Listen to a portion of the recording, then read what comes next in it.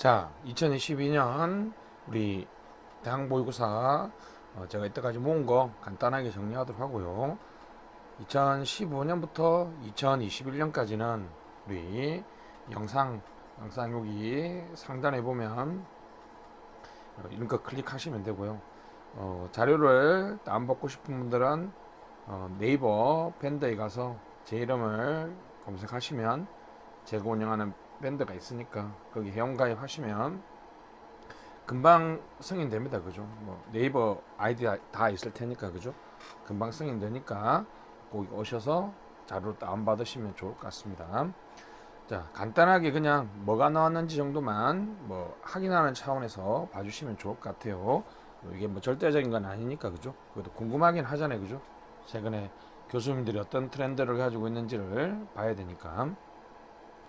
자, 행정학 서론입니다. 그죠? 합리선 의사결정 관점에서 정보 실패, 공공선택론 관점에서 뭐 수요 공급 정보 실패 완화하는 방안, 뭐 너무 무난한 문제니까 넘어갈게요. 거버넌스로의 패러다임 전환이 난제 해결에서 왜 좋은지를 설명하 이렇게 여기는 틀을 나눠놨으니까 정치적, 행정적, 경제적 측면 무난하게 쓸 수 있겠죠, 그죠? 장단점도 정치적, 행정적, 경제적 측면에서 장단점을 얘기해 주시고 정보 역할을 개념 정해 주시면 좋을 것 같습니다. 너무 무난한 문제고요. 정책 결정 과정에서 주민 참여, 민주성, 효율성 사례 위주로 쓰시고 공정 가능성은 요즘에 제가 강조하는 성동 구민청이라든지 공론조사와 같은 관련해서 얘기를 해주시면 좋겠습니다. 자, 행정 가치의 변화, 정부 역할의 변화, 이제 미래 사회에서 새로운 기술을 도입되는데 행정 가치의 충돌도 일어날 수 있는 구체적 사례, 갈등을 해결할 수 있는 전략을 제시하시오. 무난한 문제입니다, 그죠? 꼭 미래 사회가 아니라도 4차 산업혁명이나 코로나 얘기를 제시문에 주고 있으니까, 그죠? 카풀이나 공유민박, 우버, 에어비앤비와 같은 그런 사례를 쓰시든지 우리 코로나19 글로벌 팬데믹에서 백신 패스와 같이 개인의 자유를 중시할 것인지 아니면 공동체 전체의 안전을 중시할 것인지에 관해서 사례를 쓰시고 갈등 해결 방안을 논의하시면 되겠습니다. 그죠? 여기는 이제 행정 가치의 변화의 정부 역할이니까 공공정책 갈등 관리로 풀어도 되고요. 그죠? 아니면 행정 이념의 조화 방안에서 논의를 풀어도 크게 상관없을 것 같습니다. 그죠? 민주성, 효율성, 공공성 의미를 쓰고 이제 선생님이 다양한 이론을 이렇게 그죠 제시해서 이 이론 등이 요 세 가지 이념에서 무엇을 더 중시하는지 각각 비판하라고 나와 있는데 내용 이론은 공공가치 거버넌스는 협력 거버넌스가 있으니까 그죠 여기 또 MPS가 있으니까 무어의 공공가치 창출론이나 보즈만의 공공가치 실패론을 얘기하시면 되겠죠, 그죠? 개념만 잘 잡으시면 여기 개념만 잘 잡으시면 각각 비판하는 건 어려운 일이 아닐 거라고 생각합니다. 난제 전통적 문제 방식의 한계 공생산을 한번 물어봤고 요번에 이제 새로 놓은 게 요게 무어의 공공가치 창출론이죠, 그죠? 전략적 삼각형, 그죠? 정당성의 환경이 있고 창출되는 공공 가치가 있고 운영 역량이라는 것이 있습니다. 그죠? 전략적 삼각형이죠. 그죠? 삼각형 그려주시고 공무원의 역할과 책임을 각각에서 나눠서 쓰시면 되겠고 아니면 사례로서 마스크 시민 지도를 쓰셔도 좋을 것 같습니다.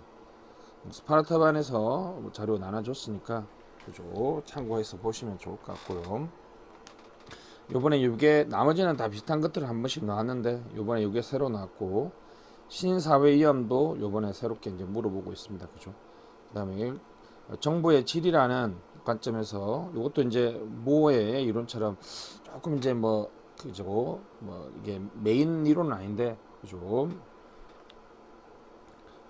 로스 스테인하고 테오 렐 R입니다. R 테오렐 테오 태오니까 TEO죠, 그죠? 잘 안 해주는 TO를 이 조장한 정부의 질은 뭐 굿가버넌스하고 비슷한 이론입니다, 그죠? 굿가버넌스하고 비슷한 이론인데 정부의 질이 좋다는 것은 불편부당성, 그죠? 불편부당성을 이분들은 상당히 강조하고 있습니다, 그죠?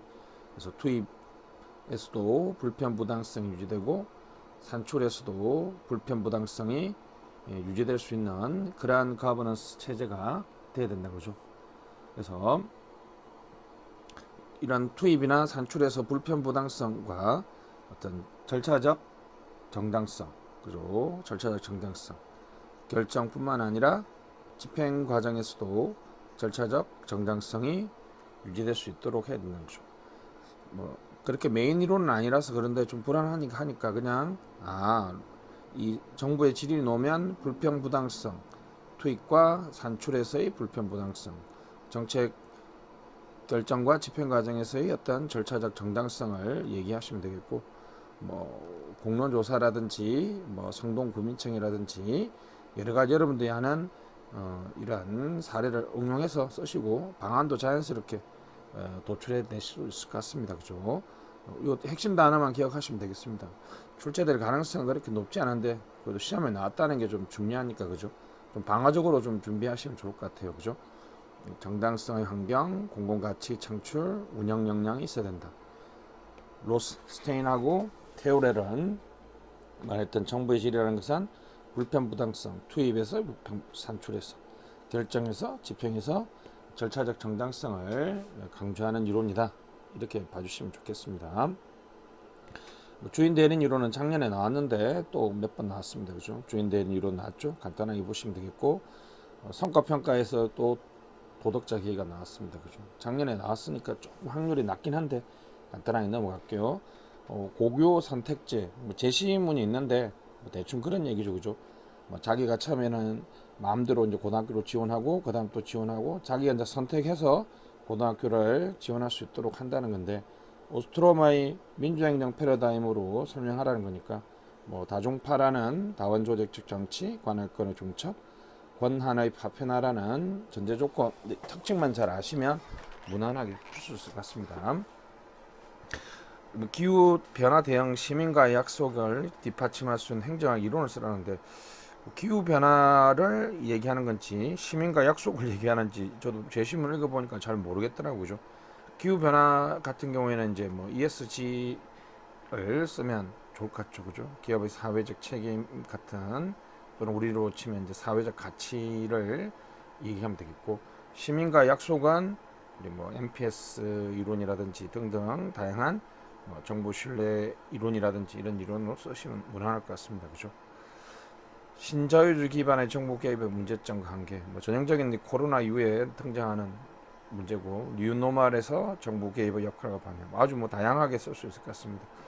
요즘 식으로 얘기하면 요즘에 여러분들이 회복 탄력성이라든지 민첩성을 써셔도 좋고 아니면 자책소 자율과 책임 소통의 국정 운영 유효 유연하고 효율적인 정부 체계 공책력 공정 책임 역량 있는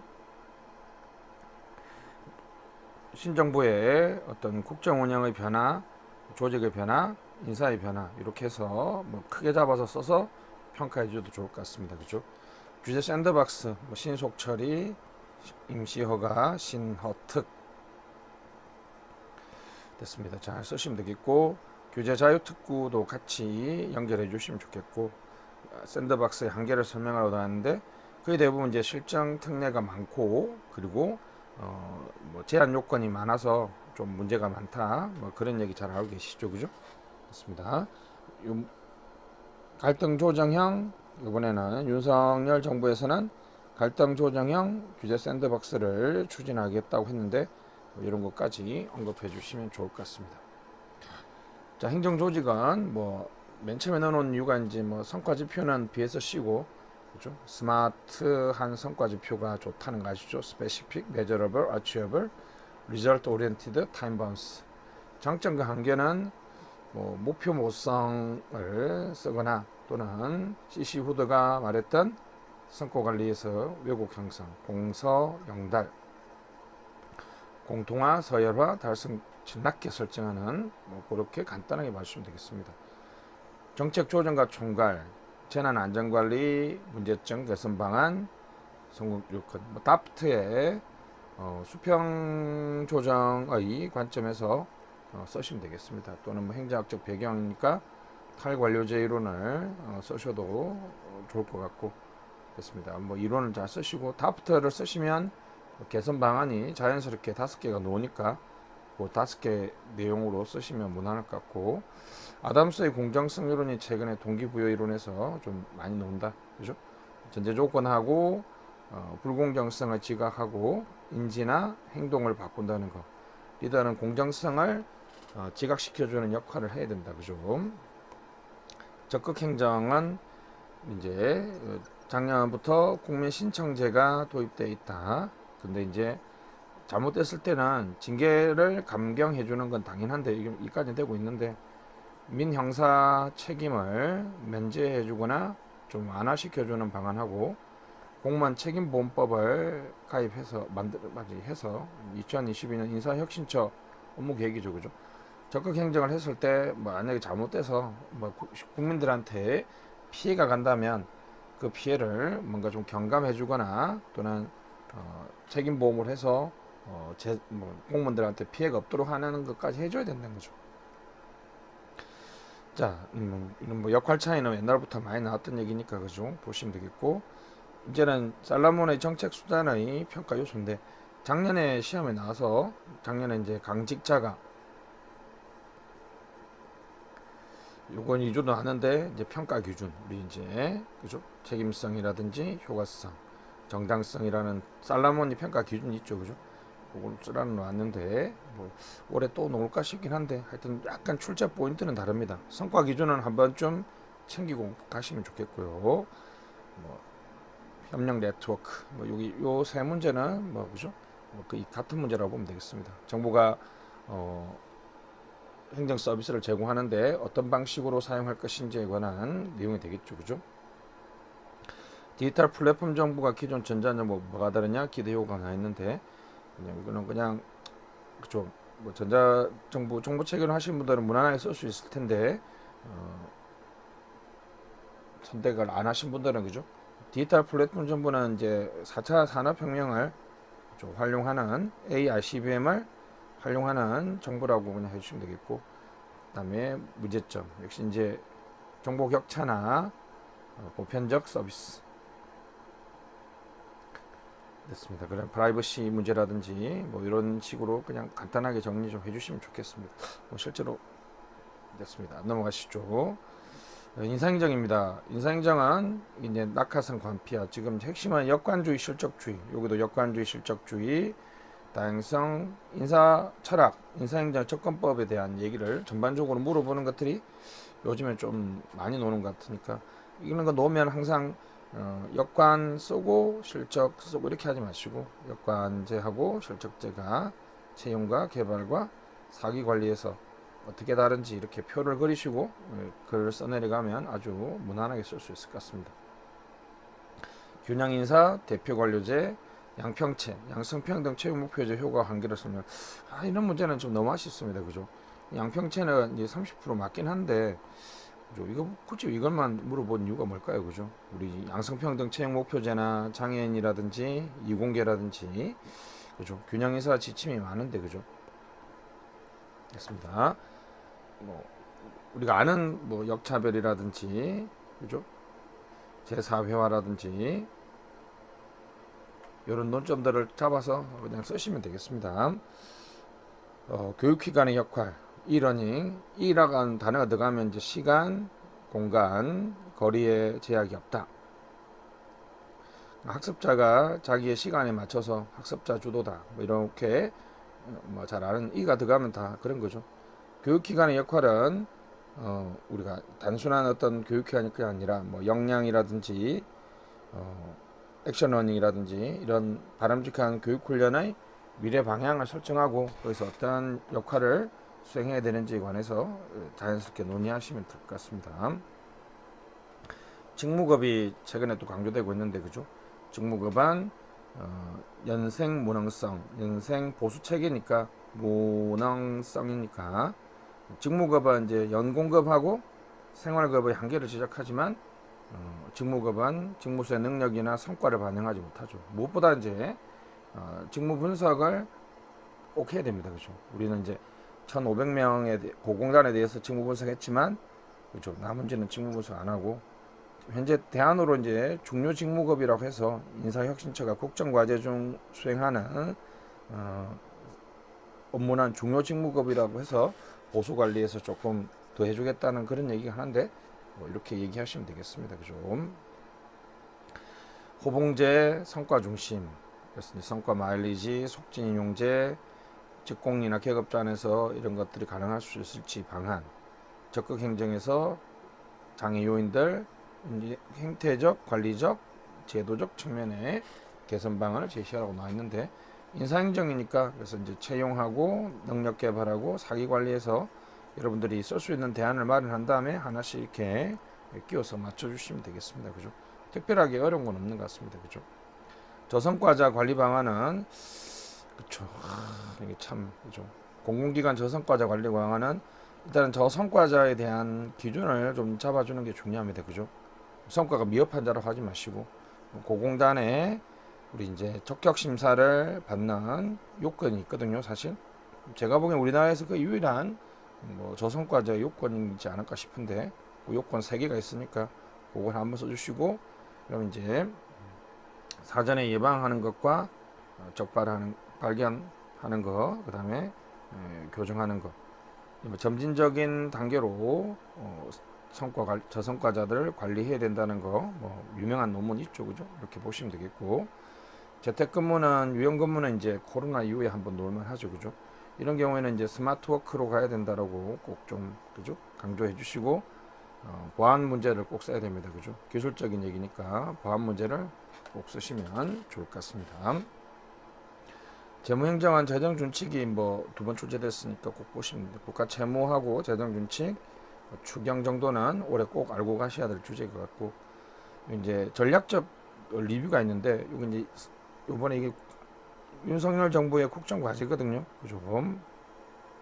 됐습니다. 그래서 이런 전략적 리뷰 어떤 제도 장치 말하는 이게 이제 행정학에서 제가 전략이라고 얘기하면 수합 분석을 해서 전략을 수립해서 우선순위를 설정한 다음에 그것을 이제 집행하고 관리하는 거라고 얘기했죠, 그죠? 다행히 여기 이제 뭘 할 거란지 과제는 나와 있죠, 그죠? 그래서 이제 사업에 대한 어떤 우선순위에 맞춰서 불필요한 사업을 정리하겠다는 게 전략적 리뷰인데 우리나라에서 가장 대표적인 장치가 뭐가 있습니까? 이런 사업을 어떤 목표에 따라서 평가하는 게 성과관리제도죠. 재정성과관리제도죠.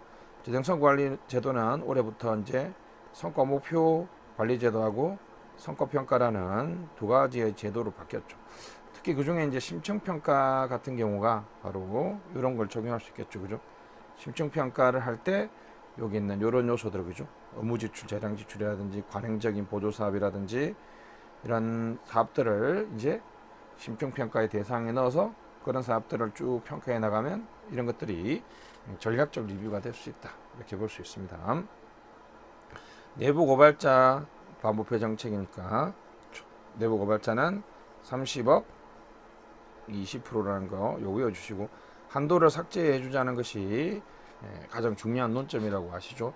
그 다음에 이제 어디에 신고하고 어떤 방식으로 하고 이런 것들은 여러분들이 좀 암기해야 됩니다. 그죠? 저번에 시험 냈더니 많이 물으시더라고요. 그죠? 꼭 시험 암기를 좀 해주시면 좋겠습니다. 그죠? 됐습니다. 자, 지방행정에서 이제 재정운영 원칙이 나와 있는데 예산 편성 지방행정 하시는 분들이 보시면 될 것 같아요. 됐습니다. 잘 시험에 놓을 확률이 좀 낮고 전자정부 쪽 파트도 뭐 좀 놓을 확률이 좀 낮을 것 같습니다. 그죠? 자, 이상으로 2022년 대학 모의사 주제 중심으로 간단히 봤는데 너무 이것만 맹신하지 마시고요. 전반적으로 이러한 어떤 흐름 또는 경향이 있다. 그죠? 이 정도까지만 준비하시면 좋을 것 같습니다. 모두 좋은 결과 있으시고 하고 다뭐 합격할 수 없겠지만 최선의 노력을 다해서 오시면 좋을 것 같습니다. 자, 모두 합격을 기원합니다. 파이팅!